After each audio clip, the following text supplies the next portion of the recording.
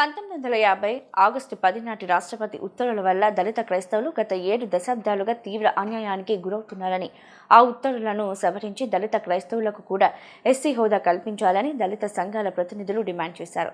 క్రైస్తవ ఉద్యమం ఏ రాజకీయ పార్టీకి అనుకూలం కాదని, పార్లమెంట్లో బిల్లు పెట్టి ఎస్సీ హోదా కల్పించే పార్టీలకే తమ పూర్తి మద్దతు ఉంటుందని స్పష్టం చేశారు.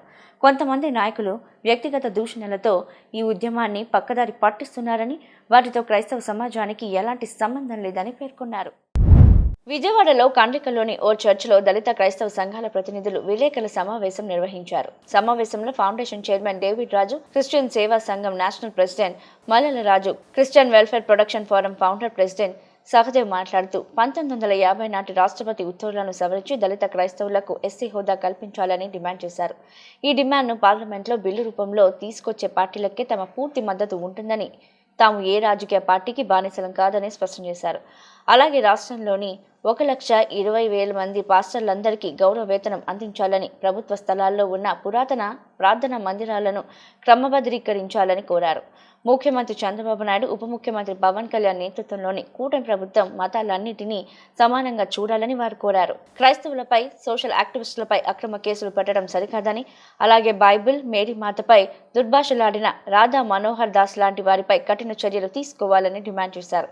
రాష్ట్రంలో భారీ సంఖ్యలో ఉన్న క్రైస్తవులకు రాబోయే ఎన్నికల్లో అసెంబ్లీ, పార్లమెంట్ స్థానాల్లో తగిన సీట్లు కేటాయించాలని, కేంద్రంపై ఒత్తిడి తెచ్చి ఎస్సీ హోదా తీర్మానాన్ని నెరవేర్చాలని వారు కోరారు.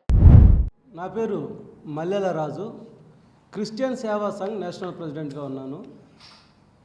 ఈరోజు క్రైస్తవుల ప్రధానమైన అంశం ఏంటంటే 1950 ఆగస్టు 10వ తారీఖున ఒక రాష్ట్రపతి దళిత క్రైస్తవుల మీద ఉక్కుపాదం లాంటి ఒక ఉత్తర్వులు రిలీజ్ చేసినప్పుడు ఈ 76 లేదా 70 సంవత్సరాల నుంచి ఆ యొక్క ఉచ్చులో దళిత క్రైస్తవులు ఉన్నారు. మేము దళిత క్రైస్తవులుగా, క్రైస్తవ దేశ సంఘాలుగా దాన్ని రద్దు చేయాలని ఉద్యమం చేస్తూనే ఉన్నాం. దాని విషయమై ఢిల్లీలో జంతర్ మంతర్ దగ్గర ధర్నా చేశాము. తర్వాత బాలకృష్ణ కమిషన్ మెమోరాండం ఇచ్చాం. కొంతమంది పార్టీలకు అతీతముగా అయిన ఎంపీలను కలిసి మెమోరాండం ఇస్తున్నాం. మా అంశం దీని మీద పోరాటం చేస్తున్నాం. అయితే ఇక్కడ కొద్దిగా మంది వ్యక్తులు ఈ ఉద్యమాన్ని పక్కదారి పట్టించడానికి వ్యక్తిగతమైన దోషం చేస్తున్నారు. అంటే వారు దళిత క్రైస్తవ సభలను పెట్టేసి దళిత క్రైస్తవుల మీద ఉన్న అంశాన్ని, ఏ అంశం అయితే ఉందో ఆ అంశాన్ని కాకుండా ఏదో ఒక పార్టీకి, దళిత క్రైస్తవులు అనే ఈ ఉద్యమం ఏ పార్టీకి అనుకూలమైనది కాదు. మాకు ఎవరైతే మా అంశాన్ని పార్లమెంట్లో బిల్లు పెట్టి ఆ యొక్క సవరణ చేస్తారో, అంటే 1950 రాష్ట్రపతి ఉత్తర్వులను సవరణ చేసి దళిత క్రైస్తవులు కూడా ఎస్సీ హోదా కల్పిస్తారో వాళ్ళకి మా మద్దతు, క్రైస్తవుల మద్దతు 100% ఉంటుంది. వ్యక్తిగతంగా ఒకవేళ ఈ వేదికల మీద ఎవరైనా కానీ వాళ్ళకు మనసుకు నచ్చినట్టు లీడర్లను తిట్టినా, లేకపోతే వాళ్ళని పోడినా వాళ్ళు వ్యక్తిగతంగా సంబంధించిందే తప్ప క్రైస్తవులకు ఎటువంటి సంబంధం లేదు అని మేము ఈ విధంగా మేము తెలియజేస్తున్నాం. రెండు, జరిగిన పరిణామాలు పెట్టుకుంటే ప్రభుత్వంలో ఉన్న కొంతమంది పెద్దల్ని, లేకపోతే ఈ బైబిల్ ఏం చెప్తుందంటే, మేము మా ఉద్యమం అంతా కూడా బైబిల్ సిద్ధాంత ప్రకారంగా ఉంటుంది. బైబిల్ వాక్యం ప్రకారంగా నాయకుల కోసం, అధికారుల కోసం ప్రార్థన చేయమన్నారు. అట్ ద సేమ్ టైం మేము వారి కోసం ప్రార్థన చేస్తూ మా యొక్క హక్కుల కోసం కూడా మేము ప్రభుత్వాన్ని ప్రశ్నిస్తాం. ఏ ప్రభుత్వం ఉన్నా ప్రశ్నిస్తాం. ఇది వైసీపీకో, టీడీపీకో, క్రైస్తవులు ఎక్కడ కూడా దాసోహం లేరు, బానిసత్వం లేరు.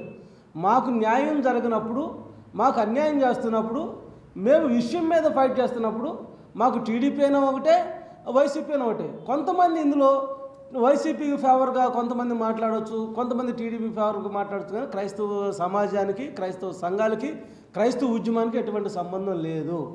మొన్న విషయం కూడా గౌరవ ఉప ముఖ్యమంత్రి పవన్ కళ్యాణ్ గారి మీద అనుచితమైన వ్యాఖ్యలను మాకు బాధ ఉన్నప్పటికీ ఆయన మీద కూడా ఉక్కుపాదం లాంటి, లేకపోతే ఓపా చట్టాలు లాంటి చేయటం, అంటే పిసుకు మీద బ్రహ్మాస్త్రం లాంటివి వేయటం కరెక్ట్ కాదని మేము అనుకుంటున్నాం.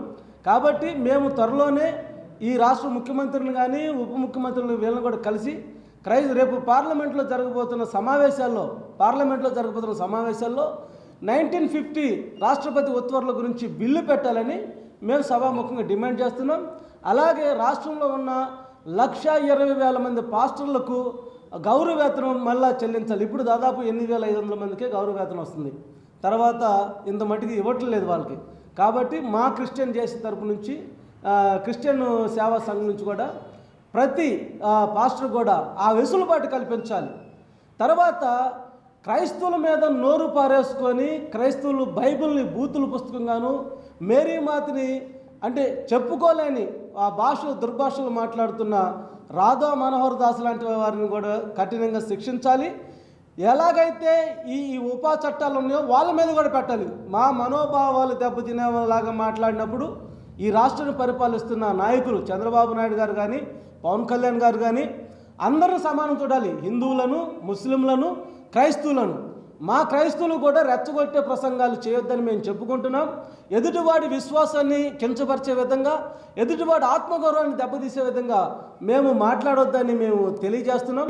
అలాగా మా ప్రయత్నాలు కూడా అలాగ ఉంటాయి. కాబట్టి ఇప్పుడు కానీ సరే మమ్మల్ని ఒక పార్టీ ముద్రేసి పక్కగా నెట్టకుండా మేము కూడా ఈ రాష్ట్రంలో ఓట్లేసాము, మేము కూడా మిమ్మల్ని ఎన్నుకున్నాం. కాబట్టి ఎన్నుకున్న తీరులో మమ్మల్ని కూడా సమానంగా చూడాలి. రేపు జరగబోయే పార్లమెంటు విషయాల్లో గౌరవ ఉప ముఖ్యమంత్రి, గౌరవ ముఖ్యమంత్రి గారు కేంద్రం మెడలు వంచైనా కేంద్రంతో, ఎందుకంటే మీకు అనుసంధానమైంది కేంద్రం బీజేపీ ఉంది కాబట్టి, బీజేపీ ప్రభుత్వం క్రైస్తవులకి అగ్రెస్ట్గా ఉంది కాబట్టి మీరు మన మంత్రులు ఇక్కడైతే ఎంపీలు ఉన్నారో ఈ బలంతో నరేంద్ర మోడీ గారు చెప్తారో, లేకపోతే బాలకృష్ణ కమిషన్ గారు చెప్తారో, లేకపోతే పార్లమెంట్లో బిల్లే పెడతారో, మీరు కనుక క్రైస్తవులకి మేలు చేయాలనే ఉద్దేశం కనుక ఉన్నట్లయితే డెఫినెట్గా మీరు పార్లమెంట్లో బిల్లు పెట్టి ఆ యొక్క సవరణ చేసి మాకు న్యాయం చేయాల్సిందిగా తెలియజేస్తున్నాం.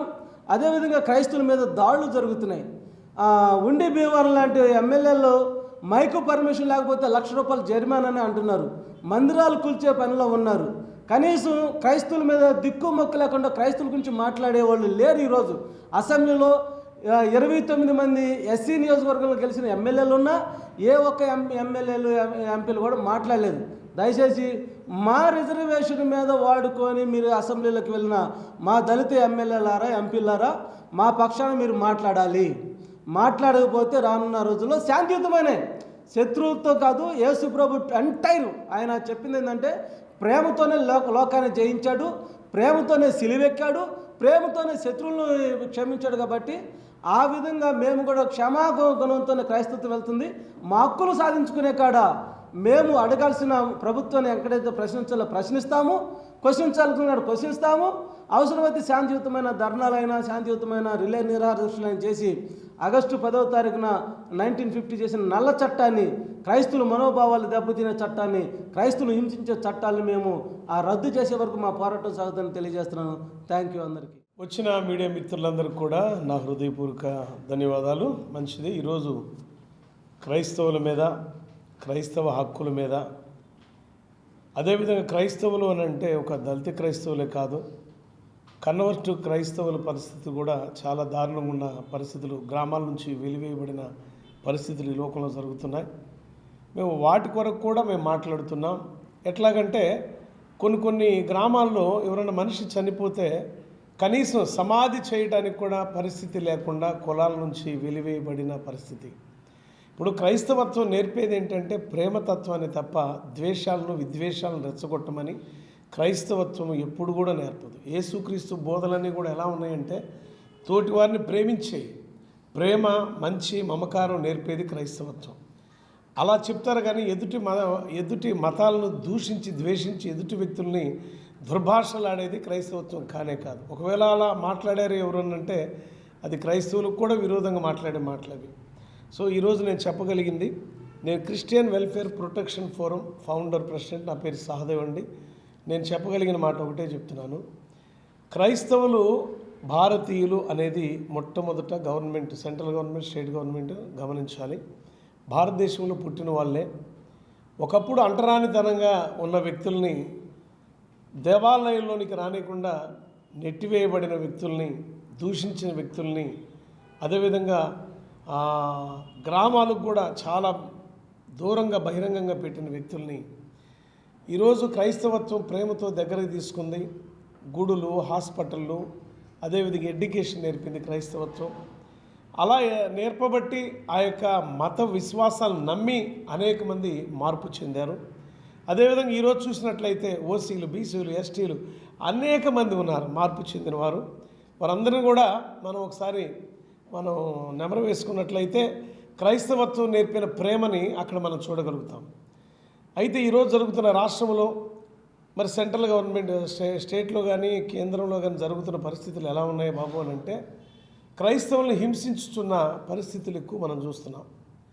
నేనేమంటున్నాను అంటే, చంద్రబాబు గారు, మీరు పరమత సహనం కలిగిన వారు. మీరు అన్నారు ఈ మధ్య రీసెంట్గా ఒక వీడియో నేను చూశాను, అయ్యా నేను చర్చికి వెళ్తాను, క్రైస్తవులకు అనుకూలంగా నేను నడుచుకుంటాను, మసీదుకి వెళ్తాను, మసీదుకి వెళ్ళినప్పుడు కూడా ముస్లిం మనోభావాలు దెబ్బతినకుండా నేను అక్కడ నడుచుకుంటాను. మరి అదేవిధంగా హిందూ దేవాలయానికి వెళ్ళినప్పుడు హిందూ మనోభావాలు దెబ్బతినకుండా నేను దానికి తగినట్టు నడుచుకుంటాను. నిజమే, అందరికీ నాయకుడే మీరు కానీ పవన్ కళ్యాణ్ గారు కానీ మీరు చేయవలసింది ఏంటంటే, పరమత సహనం కలిగి ఎదుటివారిని ప్రేమించే వ్యక్తులను ప్రోత్సాహపరచండి. మత విద్వేషాలను రెచ్చగొట్టే వ్యక్తులను అణిచివేయండి, తప్పులేదు. కానీ మేము కూడా భారతీయులు అనేది ఒక్కసారి గమనించండి. మన ఎంపీలు ఉన్నారు, ఎంపీల ద్వారా మన గళాన్ని విప్పండి. సిక్కులకి బౌద్ధులకి ఇచ్చిన స్వేచ్ఛ స్వాతంత్రం క్రైస్తవులకి ఈరోజు దళిత క్రైస్తవులకు ఎందుకు లేదు? దాన్ని కల్పించాలి. రెండవదిగా నేను మాట్లాడేది స్టేట్ గవర్నమెంట్లో మరి నేను స్వయంగా ఆ రోజు లోకేష్ బాబు గారికి నేను ఒక మెమోరాండం ఇచ్చాను. దాంట్లో సందేశం ఏంటంటే, మరి క్రైస్తవులు కానీ హిందువులు కానీ ముస్లిమ్స్ కానీ ఎవరైనా సరే టెంపుల్స్ ఏమైనా నిర్మాణం చేసుకుంటే ఎప్పుడో పురాతనమైనవి గవర్నమెంట్ సైట్స్లో నిర్మాణం చేసుకున్న చర్చెస్ ఉంటాయి, వాటిని రెగ్యులైజేషన్ చేయండి. మార్కెట్ వాల్యూ కట్టి ఆ టెంపుల్కి రిజిస్ట్రేషన్ చేయండి. అది మసీదు కావచ్చు, చర్చి కావచ్చు, హిందూ దేవాలయం కావచ్చు, ఫ్రీ హోల్డ్ పెట్టేసండి. ఆ రోజు నేను లోకేష్ బాబు గారు అన్నప్పుడు తప్పకుండా చేద్దామన్నా, చర్చిల విషయంలో నేను తప్పకుండా సపోర్ట్ చేస్తాను మీకు అని అన్నారు. అది ఆచరించండి, క్రైస్తవులకు మేలు చేసిన వారు అవుతారు. క్రైస్తవులు మన రాష్ట్రంలో సుమారుగా 1,50,00,000 మంది. దీంట్లో సీక్రెట్ క్రైస్తవులు ఉన్నారు, బహిర్గతమైన క్రైస్తవులు ఉన్నారు, నామకార్థ క్రైస్తవులు ఉన్నారు, క్రైస్తవులను అభిమానించే వాళ్ళు ఉన్నారు. ఇంతమంది జనాభా కలిగిన ఈ యొక్క మన యొక్క రాష్ట్రంలో మీరు క్రైస్తవులకి ఎందుకు ప్రత్యేకంగా అసెంబ్లీలో, పార్లమెంట్లో, అదేవిధంగా శాసనమండలిలో ఎందుకు సీట్లు ఇవ్వట్లేదు? ఈసారి రానున్న ఎలక్షన్లో ఏ పార్టీ అయితే క్రైస్తవులకి ప్రత్యేకమైన సీట్లు కేటాయిస్తారు, ఎందుకంటే క్రైస్తవుల పక్షాన మాట్లాడేవాడు శాసనసభలో ఒక్కడు లేడు, చెప్పుకుంటారు మేము కూడా భక్తులమని. అదేవిధంగా శాసన మండలిలో లేరు, శాసనసభలో లేరు, పార్లమెంట్లో లేరు. కానీ ఇతర రాష్ట్రాల వాళ్ళు ఉన్నారు, ధైర్యంగా చెప్తున్నారు, క్రైస్తవులకు మద్దతు ఒకళ్ళు ఇద్దరు మచ్చుకు చెప్తున్నారు. అలా క్రైస్తవులు కూడా భారతీయులు కూడా వారికి కూడా జనం యొక్క ప్రాతిపదికన జనాభా నిష్పత్తి ప్రకారం క్రైస్తవులకు కూడా ప్రత్యేకమైన సీట్లు మీరు కేటాయించాలి. అసెంబ్లీ సీట్లు కేటాయించండి, పార్లమెంట్ సీట్లు కేటాయించండి. క్రైస్తవులు కూడా భారతీయులే కాబట్టి కేటాయించి మా యొక్క నినాదాన్ని గౌరవించవలసిందిగా, అదేవిధంగా ఈ 1950 రాష్ట్రపతి ఉత్తర్వులు ఏదైతే ఉన్నాయో, మరి ఆ రోజు సిక్కులకి ఫ్రీడమ్ ఇచ్చారు, బౌద్ధులకు ఫ్రీడమ్ ఇచ్చినట్టు మాకు కూడా దళిత క్రైస్తవులు ఫ్రీడము ఇప్పించడానికి పార్లమెంట్లో బిల్లు పెట్టి తప్పకుండా దాన్ని ఆ యొక్క రాష్ట్రపతి జీవోని రద్దు చేయవలసిందిగా మరి సభాముఖంగా తెలియపరుచున్నాను. అందరికీ నమస్కారం. నా పేరు తోట David Raju, humanity for victims foundation chairman, Vijayawada. ఈరోజు ఈ సమావేశం ఏర్పాటు చేయడానికి గల కారణం, ఆంధ్రప్రదేశ్లో దళితుల మీద, దళిత క్రైస్తవుల మీద జరుగుతున్నటువంటి సమస్యల కోసం మాట్లాడడానికి ఇక్కడ చేరున్నాం. ఎప్పటివరకు మా మిత్రులు మాట్లాడారు. క్రైస్తవులకు ఎంతో ఇబ్బంది కలుగుతుంది, ప్రభుత్వం వాళ్ళని చాలా చిన్న చూపు చూస్తున్నటువంటి అంశాలు తీసుకొచ్చారు. ఇక్కడ క్రైస్తవులు అనేటువంటి విషయానికి వచ్చేసరికి వీళ్ళ ఒక ప్రత్యేకమైన కులం కాదు, ఏదో దేశం నుంచి ఇంపోర్ట్ అయిన వాళ్ళు కాదు. మేమందరం భారతీయులమే, భారతదేశంలో పుట్టాం, భారతదేశంలో పెరిగాం, మేమందరం భారతీయులం. ఆ రోజు దళితులుగా ఉన్నటువంటి వాళ్ళని అంటరానితన వ్యవస్థ అనేటువంటి దాన్ని చూపించి దళితుల్ని వాళ్ళ హక్కులను కాలరాసి వాళ్ళ ఇబ్బందులకు గురి చేసి ఏ గుళ్ళకు రాకుండా చేసిన కారణం చేత మాకు దేవుడు కావాలి, మా అవసరాలు ఉన్నాయి, ఆధ్యాత్మికత మాకు కావాలి కాబట్టి యేసుక్రీస్తుని నమ్ముకోవడం, క్రైస్తవులుగా మారడం జరిగింది. ఈరోజు భారతదేశంలో ఉన్నటువంటి ప్రజల్లో వెజిటేరియన్ తినే వాళ్ళు ఉన్నారు, నాన్ వెజిటేరియన్ తినేవాళ్ళు ఉన్నారు, ఎవరి మతాన్ని వాళ్ళు అనుసరించే వాళ్ళు ఉన్నారు. పైగా క్రైస్తవ మతం ఏదో ఇతర దేశం నుంచి వచ్చింది అంటున్నారు. అది ఇతర దేశం అనుకోవడానికి లేదు, ఆసియా ఖండంలోనే పుట్టినటువంటి మతం అది భారతదేశానికి సంబంధించిన మతమే అని చెప్పుకోవచ్చు. ముఖ్యంగా ఈరోజు క్రైస్తవుల మీద దాడులు జరుగుతున్నది ప్రత్యేకంగా చెప్పుకోవడం కంటే పూర్తిగా ఇది దళితుల మీదే దాడి జరుగుతూ ఉంటుంది, ఎస్సీల మీదే దాడి జరుగుతూ ఉంది. ఎందుకంటే ఎస్సీల్లో బౌద్ధిస్టులు ఉన్నారు, చాలా రకాలైనటువంటి మతాల్లోనికి మారిన వాళ్ళు ఉన్నారు. మరి ఎందుకు దళితులుగా ఉండి క్రైస్తవులుగా మారిన వారి మీద మాత్రమే ఈ దౌర్భాగ్యమైన వివక్ష చూపుతున్నారో ప్రభుత్వం అర్థం చేసుకోవాలి. క్రిస్టియన్ సేవా సంఘ్ నేషనల్ కన్వీనర్ని.